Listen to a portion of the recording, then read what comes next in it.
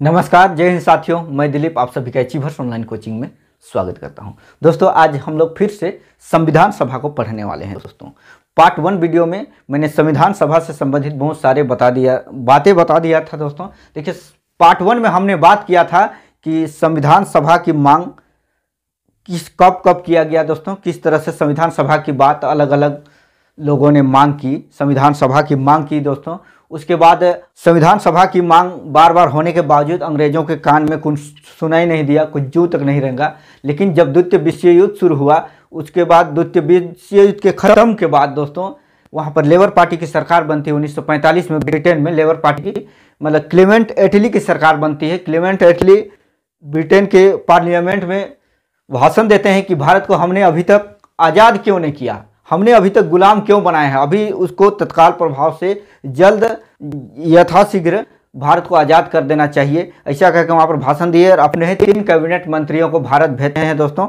और यहाँ पर उसको संविधान सभा निर्माण करने की बातें बताकर भेजते हैं और वे लोग संविधान सभा निर्माण के लिए यहाँ पर कुछ शर्तें रखते हैं। तो दोस्तों, ये सारी बातों को आज हम लोग थोड़ा सा इसमें जानेंगे। दोस्तों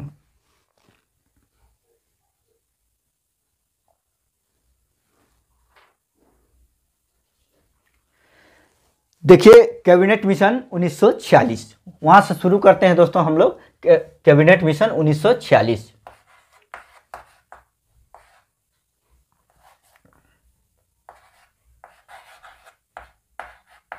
कैबिनेट मिशन 1946। ठीक है, कैबिनेट मिशन 1946। दोस्तों, कैबिनेट मिशन में कितने सदस्य थे? कैबिनेट मिशन में आपको बता दिया था मैंने। कैबिनेट मिशन में कितने सदस्य? 3 सदस्य थे। प्रथम कौन थे? Pethick Lawrence.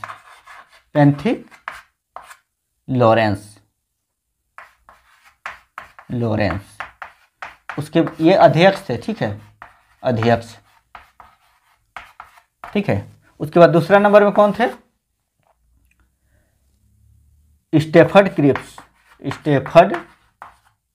जो पहले भारत आ चुके थे क्रिप्स प्रस्ताव लेकर, लेकिन अस्वीकार कर दिया गया था। तीसरा नंबर में कौन थे? दोस्तों, ये सब कैबिनेट मंत्री थे। ठीक है, वहाँ के ब्रिटेन के। उसके बाद देखिए, तीसरा नंबर में कौन थे? ए बी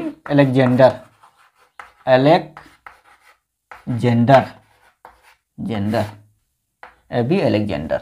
ये तीनों को भारत भेजा गया था। ठीक है, संविधान सभा का निर्माण करने के लिए। दोस्तों ये लोग भारत आए। उसके बाद कांग्रेस के बड़े नेताओं से भेंट किए और बोले कि अब भारत को ब्रिटेन आज़ाद करना चाहती है।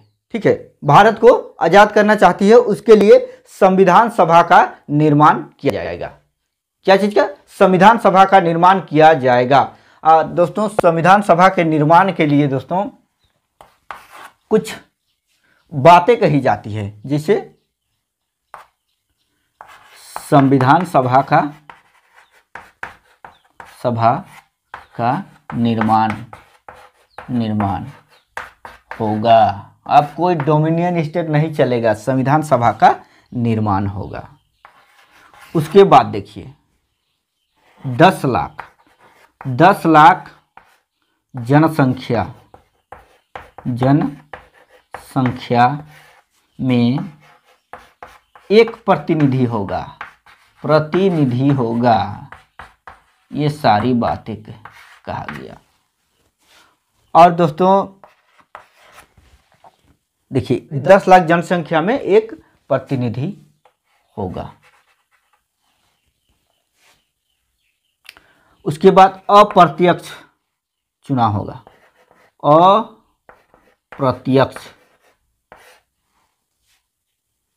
अप्रत्यक्ष तरीका से संविधान सभा का निर्माण होगा। अप्रत्यक्ष मतलब कि क्या? कौन भाग लेंगे? विधान मंडल के निर्वाचित सदस्य।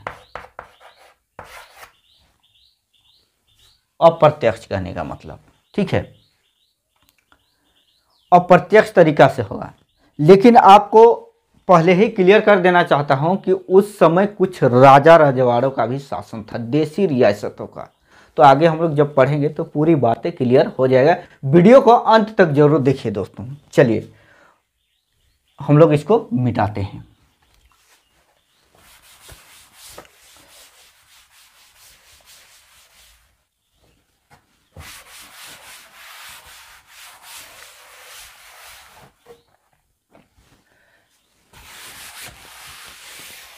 देखिए, जब कैबिनेट मिशन भारत आया उस समय भारत की जनसंख्या लगभग 40 करोड़ था। कितना था? 40 करोड़ था। कैबिनेट मिशन भारत आया उस समय भारत की जनसंख्या लगभग 40 करोड़ था। ठीक है, तो 40 करोड़ था, इसलिए कितना सदस्य होने चाहिए थे? 389 सदस्य होने चाहिए थे, क्योंकि 10 लाख जनसंख्या में एक प्रतिनिधि की बातें कही गई थी। ठीक है, इसको कैसे डिवाइड किया गया उसको देखिए। 292 प्लस 4 और यहाँ पर 93। 93 मतलब देसी रियासत से, देसी रियासत। उसके बाद देखिए ये अंग्रेज भारत। अंग्रेज भारत का कहने का मतलब कि अंग्रेजों का डायरेक्ट शासन चलता था। फिर ये 4 क्या है? चीफ कमिश्नरी क्षेत्र।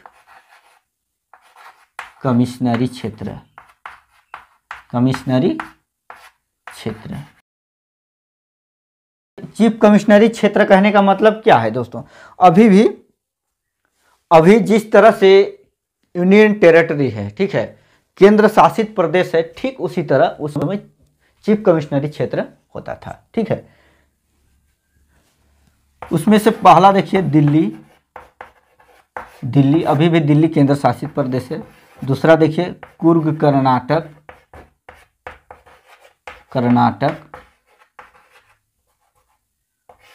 उसके बाद देखिए तीसरा में अजमेर मेरवाड़ा। फिर चौथा में देखिए बलूचिस्तान।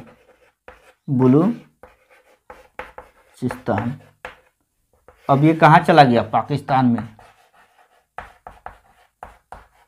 वर्तमान पाकिस्तान। ठीक है दोस्तों, तो ये 4 चीफ कमिश्नरी क्षेत्र को लिया गया था। ठीक है,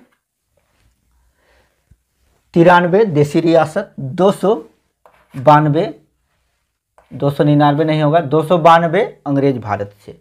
ठीक है, तो दोस्तों परीक्षा में सवाल बनता है कि संविधान सभा के जो सदस्य थे केवल निर्वाचित थे या मनोनीत भी थे?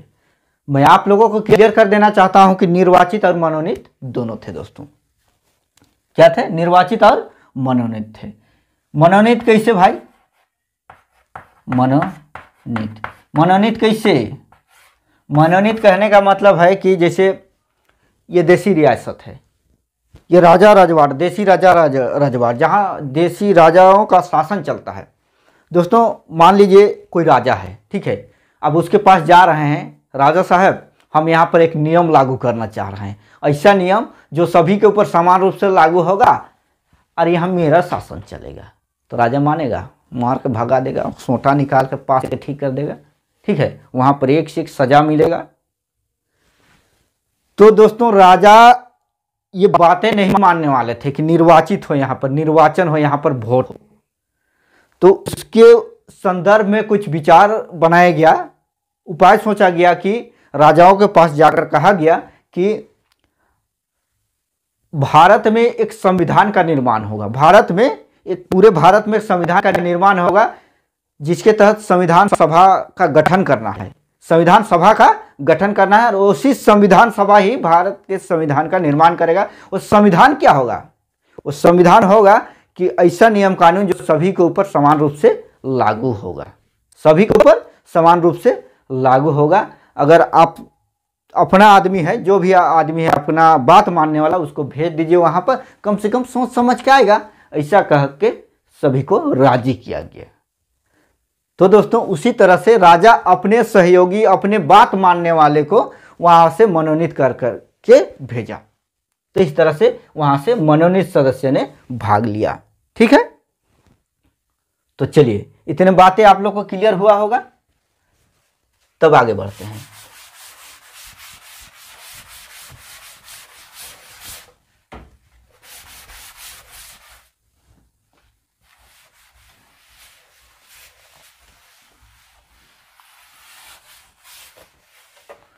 उसके बाद देखिए संविधान सभा की पहली बैठक होती है फर्स्ट 9 दिसंबर 1946 को। 9 दिसंबर 1946 को संविधान सभा की पहली बैठक होती है दोस्तों। ठीक है, इसकी अध्यक्ष कौन थे? अध्यक्ष, पहली बैठक के अध्यक्ष कौन थे? डॉक्टर सच्चिदानंद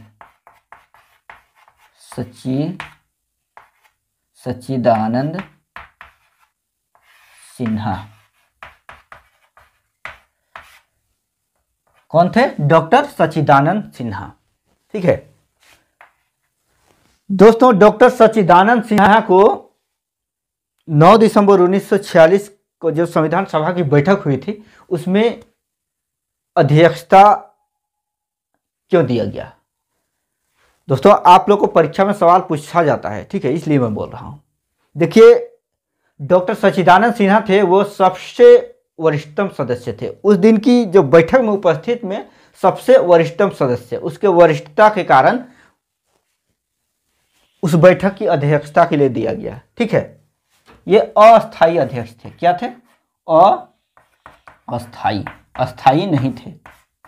ठीक है, अस्थाई अध्यक्ष कौन थे? डॉक्टर सच्चिदानंद सिन्हा। 9 दिसंबर 1946 की अध्यक्षता किसने की थी? डॉक्टर सच्चिदानंद सिन्हा। संविधान सभा की पहली बैठक की अध्यक्षता किसने की थी? डॉक्टर सच्चिदानंद सिन्हा। ठीक है, अब देखिए ठीक 2 दिन बाद, 2 दिन बाद, ये सेकेंड है, सेकेंड बैठक 2 दिन बाद मतलब 11 दिसंबर 1946 को, 11 दिसंबर 1946 को इसकी अध्यक्षता कौन की थी?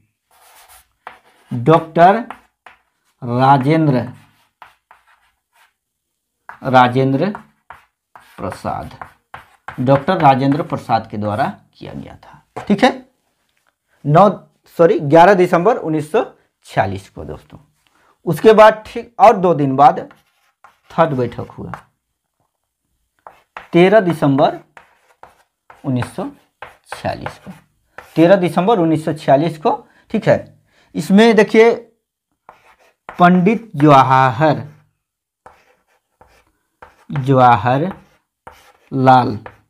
पंडित जवाहरलाल नेहरू, ठीक है, पंडित जवाहरलाल नेहरू के द्वारा एक प्रस्ताव लाया गया, उद्देश्य प्रस्ताव लाया गया, जिसे उद्देशिका के नाम से भी जाना जाता है। क्यों जाना जाता है उसको बताएंगे अभी हम लोग। और इसी उद्देशिका को चलिए आगे बोलते हैं, प्रस्तावना भी बोलते हैं। देखिए पंडित जवाहरलाल नेहरू के द्वारा एक उद्देश्य प्रस्ताव पेश किया गया। कब? 13 दिसंबर 1946 को। उस उद्देश्य प्रस्ताव में क्या था वो बातों को जानना जरूरी है दोस्तों। ठीक है, उस उद्देश्य प्रस्ताव में था कि जो हम लोग भावी संविधान बना रहे हैं उसका प्रकृति कैसा होगा, उसका नेचर कैसा होगा, वो किस तिथि को लागू होगा, उसमें क्या क्या बातें कही गई है। ठीक है, उसके तहत यहाँ के शासन व्यवस्था कैसे चलेगा, ये सभी बातें उस उद्देशिका में कही गई थी। ठीक है, तो दोस्तों वर्तमान संविधान की जो प्रस्तावना है इसी उद्देशिका पर आधारित है दोस्तों। ठीक है,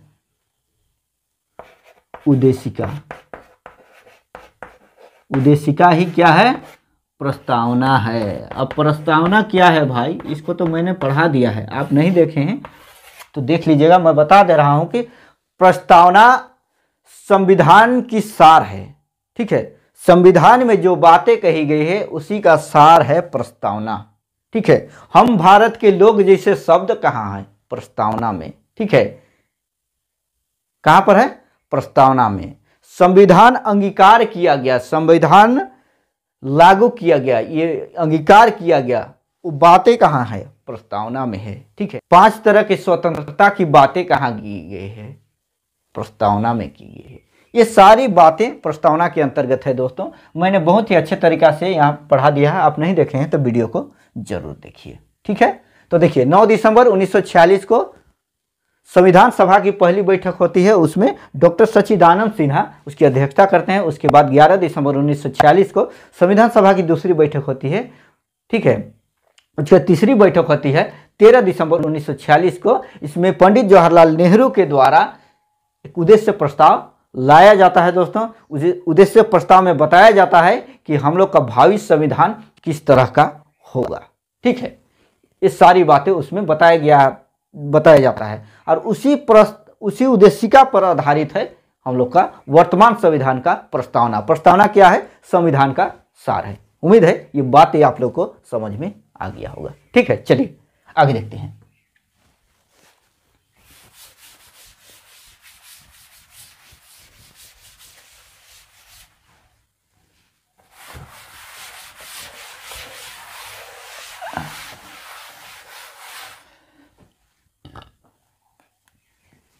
दोस्तों 3 बैठक तो देख लिए हम लोग, लेकिन देखिए 9 दिसंबर 1946 को पहली बैठक हुई थी। ठीक है, पहली बैठक जिसको मैंने अभी तुरंत बताया। ठीक है, पहली बैठक, इसमें कितने सदस्यों ने हिस्सा लिया था? ठीक है, तो देखिए 207 सदस्यों ने हिस्सा लिया था। कितने सदस्य? 207 सदस्यों ने हिस्सा लिया था। अब देशी रियासत की संख्या है कितना? 93। मुस्लिम लीग की संख्या है 73।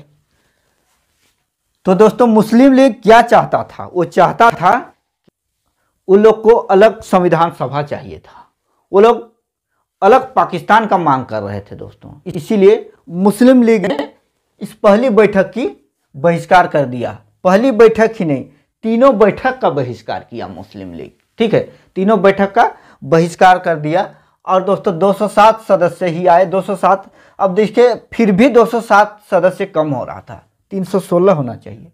लेकिन दोस्तों देखिए देशी रियासत था, वो अभी तक अपना भविष्य ही नहीं सोच पाया था कि हमें जाना कहाँ है। क्योंकि अंग्रेज पहले ही कह दिए थे कि जिसको संविधान पसंद होगा वो इसमें रहेगा, नहीं तो वो अपना अलग देश बना सकता है। इसलिए राजा लोग सोच रहे थे कि हम तो अलग ही देश में रहेंगे।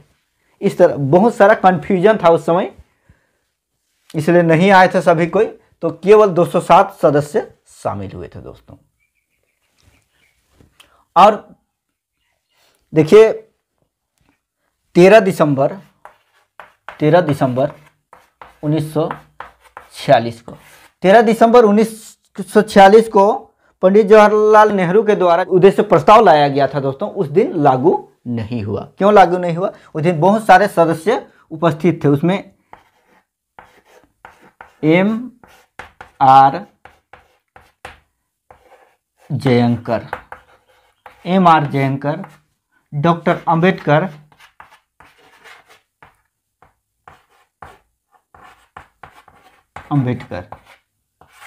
ये भी उपस्थित थे। ठीक है, इन्होंने कहा कि मुस्लिम लीग की अनुपस्थिति के कारण आज की तिथि को यह प्रस्ताव लागू नहीं होगा। लेकिन तो 22 जनवरी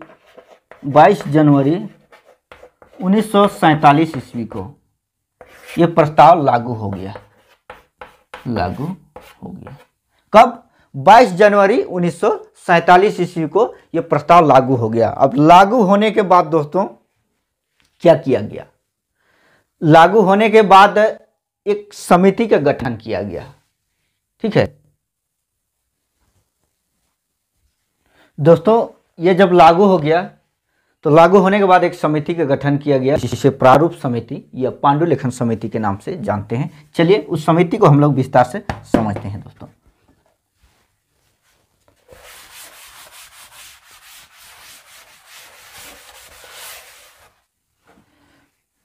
देखिए संविधान की पहली बैठक में, संविधान सभा की पहली बैठक में डॉक्टर अंबेडकर का विशेष उल्लेख नहीं मिलता है, लेकिन आगे चलकर संविधान सभा के निर्माण में डॉक्टर अंबेडकर का अहम भूमिका होता है। ठीक है, हम लोग सभी जानते हैं कि डॉक्टर अंबेडकर संविधान सभा के निर्माता कहे जाते हैं दोस्तों।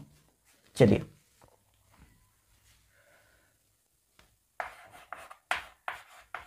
प्रारूप समिति,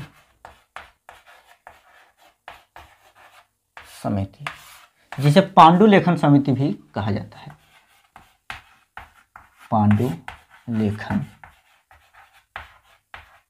पांडुलेखन समिति, प्रारूप समिति या पांडुलेखन समिति, ठीक है, जिसे ड्राफ्टिंग कमेटी के नाम से भी जाना जाता है दोस्तों। इस ड्राफ्टिंग कमेटी में कितने सदस्य थे? तो दोस्तों आप लोग को मालूम होना चाहिए कि 7 सदस्य थे। डॉक्टर बी आर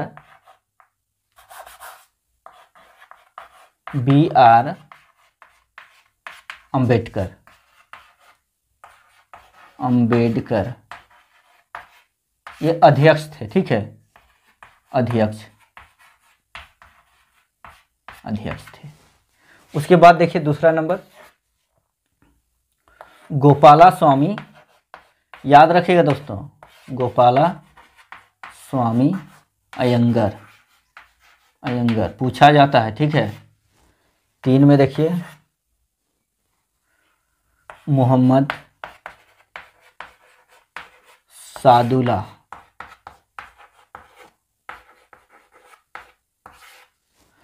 4 में देखिए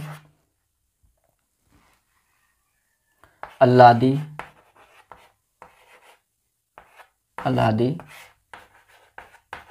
कृष्ण स्वामी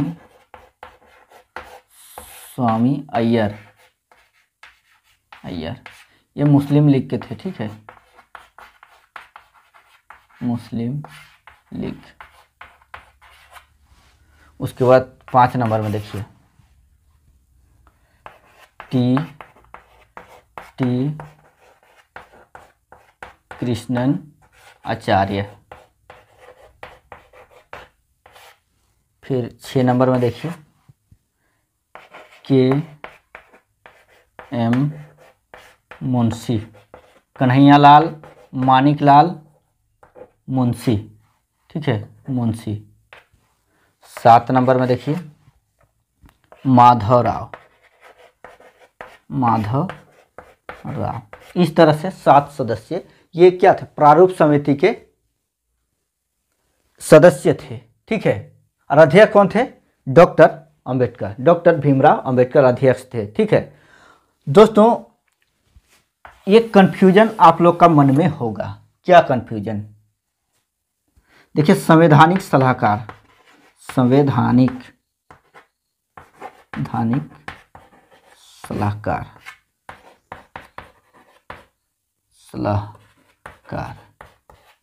कौन थे? BN राव। आप लोग को पता होगा संवैधानिक सलाहकार BN राव को। ठीक है, ये कौन थे? ये संवैधानिक सलाहकार थे दोस्तों। इसके बारे में कौन नहीं जानता है, और सबको जानना चाहिए। BN राव दोस्तों, देखिए संविधान का जो प्रारूप था, वो प्रारूप को किसने तैयार किया था? प्रारूप समिति ने? जी नहीं, BN राव के द्वारा प्रारूप तैयार किया गया था, और उस पर विचार विमर्श के लिए ये प्रारूप समिति को दिया गया था। प्रारूप समिति का काम प्रारूप बनाना नहीं था, बल्कि बना हुआ प्रारूप पर विचार विमर्श करना था। ठीक है, तो BN राव के द्वारा वो प्रारूप तैयार किया गया था, और इस समिति को सौंप दिया गया कि लीजिए आप इस पर विचार करिए, देखिए क्या इसमें लाना है, क्या नहीं लाना है। ठीक है, उसके बाद देखिए डॉक्टर अंबेडकर और उसके सहयोगियों के द्वारा 60 देशों का, लगभग 60 देशों के संविधान को पढ़ा गया, अवलोकन किया गया। उसके बाद यहाँ का संविधान को बनाया गया। दोस्तों आप लोग सोचते होंगे कि बहुत जल्दी बनाए, ऐसा नहीं है दोस्तों। संविधान बनाने में कितना दिन लगा था? 2 वर्ष 11 महीना 18 दिन 2 वर्ष 11 महीना 18 दिन लगा था, कम नहीं लगा था। ठीक है, संविधान बनने में इतना समय लगा था। ठीक है, तो दोस्तों देखिए, चलिए आगे बढ़ते हैं। इतने बातें आप लोग नोट कर लीजिए। ठीक है, तो प्रारूप समिति का क्या था? जो प्रारूप बना था उस पर विचार विमर्श करना, और इन लोगों ने बहुत कठिन परिश्रम किए। प्रारूप समिति के लोगों ने, डॉक्टर भीमराव अंबेडकर ने 60 देशों के संविधान को पढ़े, उसके बाद भारत का संविधान को तैयार किए। सबसे बड़ा लिखित संविधान, सबसे बड़ा लिखित संविधान, 395 अनुच्छेद का। ठीक है, उस समय कितने अनुसूचियां थी? 8। ठीक है, चलिए बहुत सारे बातें हैं, उसको अभी जानना बाकी है।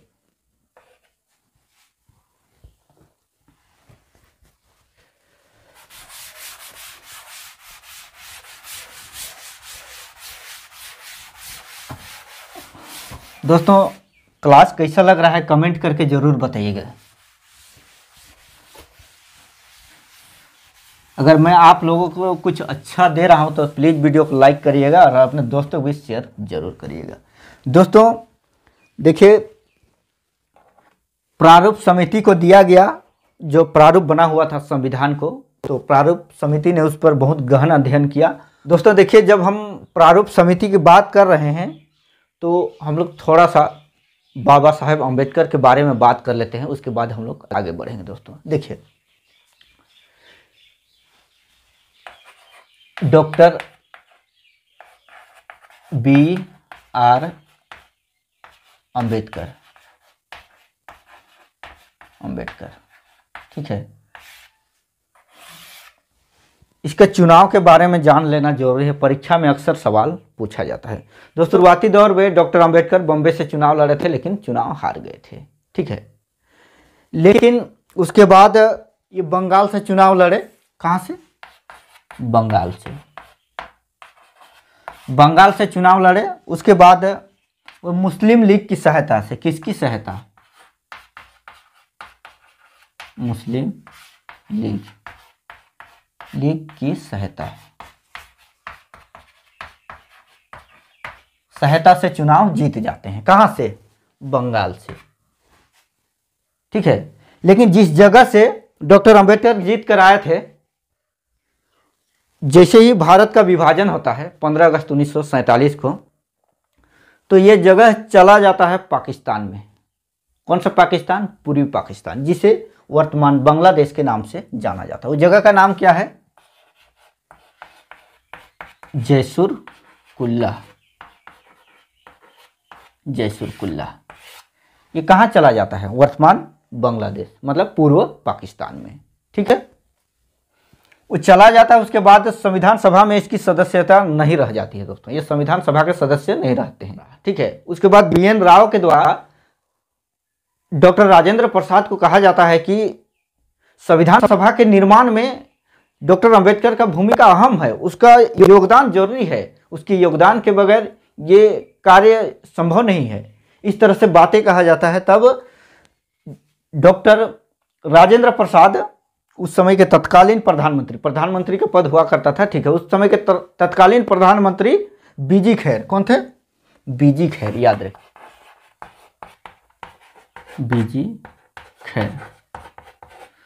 बीजी खैर को कहा जाता है कि बॉम्बे में संविधान सभा के लिए पद रिक्त करवाया जाए। तो MR जयंकर को वहां से इस्तीफा देना पड़ता है। ठीक है, इस्तीफा दिलाया जाता है। उसके बाद वहां से संविधान सभा के सदस्य निर्वाचित होते हैं डॉक्टर अंबेडकर। ठीक है, डॉक्टर अंबेडकर निर्वाचित होते हैं। तो एक सवाल बनता है कि डॉक्टर अंबेडकर संविधान सभा के सदस्य कहाँ से थे? तो दोस्तों बंगाल से जीतकर आए थे, लेकिन वर्तमान बांग्लादेश में चला जाता है, तो दोस्तों वो संविधान सभा के सदस्य नहीं रह जाते हैं। इसलिए उत्तर क्या होना चाहिए? जब वो मुंबई से जब जीत कर आए तब वे काम किए संविधान सभा के लिए। ठीक है, तो इसका उत्तर क्या होना चाहिए? मुंबई होना चाहिए। और दोस्तों अगर मुंबई ना रहे तो गलती होते हुए अब बंगाल मारिएगा। ठीक है, तो दोस्तों यहां पर ये क्लियर हो गया होगा। तो ये सारी बातें आप लोगों को जानना जरूरी था दोस्तों। उसके बाद देखिए 26 नवंबर 1949 ईस्वी को, कब 26 नवंबर 1949 ईस्वी को संविधान को अंगीकार कर लिया जाता है। अंगीकार,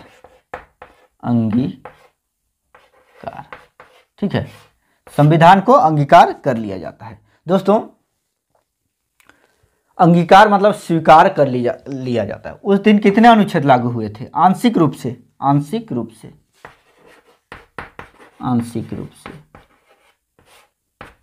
16 अनुच्छेद लागू हुए थे। ये बातें कहाँ है? 394 अनुच्छेद 394 से पता चलता है।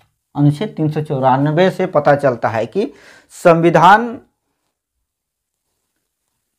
के तहत कितने अनुच्छेद लागू हुआ था। 26 नवंबर 1949 को कितने अनुच्छेद लागू हुआ था? 16 अनुच्छेद लागू हुआ था। 394 एक आर्टिकल है, उसमें लिखा हुआ है दोस्तों। ठीक है दोस्तों, आप लोग का मन में सवाल उठ रहा होगा कि उस दिन 26 नवंबर 1949 ईस्वी को पूरे संविधान क्यों लागू नहीं हुआ? दोस्तों आप लोग को बता दूं कि 1929 ईस्वी में कांग्रेस का एक अधिवेशन हुआ था। उस अधिवेशन में, लाहौर में हुआ था, ठीक है, उस अधिवेशन में कहा गया था कि 26 जनवरी को हर वर्ष स्वाधीनता दिवस के रूप में मनाया जाएगा। और 1930 ईस्वी को हमने प्रथम स्वाधीनता दिवस मनाया भी। अब देखिए 15 अगस्त 1947 को, चूंकि भारत आजाद हो चुका था, भारत आजाद हुआ था 15 अगस्त को हम लोग स्वतंत्रता दिवस मनाने लगे। तो उस दिन जो प्रथम स्वाधीनता दिवस 1930 ईस्वी को मनाया गया था, वो दिन विलुप्त ना हो जाए, ठीक है, उस दिन को लोग भूल ना जाए, इसलिए उस दिन को यादगार बनाने के लिए 26 नवंबर 1949 ईस्वी को आंशिक रूप से लागू किया गया और 26 जनवरी 1950 ईस्वी को संविधान लागू हुआ, पूर्ण रूपेण लागू हुआ। कब? 26 जनवरी 1950 ईस्वी को पूर्ण रूपेण लागू हुआ दोस्तों। तो क्लियर हो गया क्यों लागू नहीं हुआ, क्यों। और दोस्तों इस दिन को 26 नवंबर 1949 ईस्वी को विधि दिवस के रूप में हम लोग जानते हैं। विधि दिवस। और एक बात मेरा दिमाग से थोड़ा स्किप कर गया था। डॉक्टर अंबेडकर का संविधान सभा के निर्माण में बहुत बड़ा अहम भूमिका है, आप लोग जानते हैं दोस्तों। तो उसके द्वारा कार्य को रेखांकित करने के लिए 135वां वर्षगांठ मनाई जा रही थी। उस दिन विधि दिवस को संविधान के दिवस के रूप में भी मनाया गया। संविधान दिवस, ये भी आपको याद होना चाहिए। संविधान दिवस के रूप में भी जानते हैं इस तिथि को, ठीक है। तो विधि दिवस और संविधान दिवस आप लोग को समझ में आ गया होगा, ठीक है। 26 जनवरी 1950 को संविधान लागू हुआ और अंगीकार कब हुआ? 26 नवंबर 1949 ईस्वी को। तो ये सारी बातें हैं दोस्तों। संविधान बना था, उसमें कुल 284 लोगों ने हस्ताक्षर किया था। कितने? 284 लोगों ने हस्ताक्षर किया था, ठीक है। उसमें से पहला हस्ताक्षर था पंडित जवाहरलाल नेहरू का। और दोस्तों अंतिम हस्ताक्षर किसका था? डॉक्टर राजेंद्र प्रसाद का। तो दोस्तों आज की इस वीडियो में इतना ही। वीडियो कैसा लगा कमेंट करके जरूर बताइएगा। आज की इस वीडियो में मैंने बहुत सारे आप लोगों को बातें बताई। तो मिलते हैं नेक्स्ट वीडियो में, तब तक के लिए जय हिंद।